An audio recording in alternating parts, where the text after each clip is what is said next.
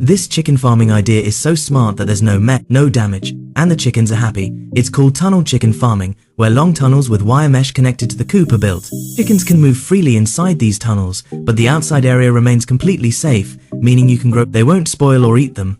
The coop is their main home, and these tunnels become their outdoor walking areas. Here, they roam around, eat grass, and exhibit their natural behavior, resulting in less fight, fewer diseases, and better quality eggs and meat. The best part is that this system also, farming becomes easy, clean, and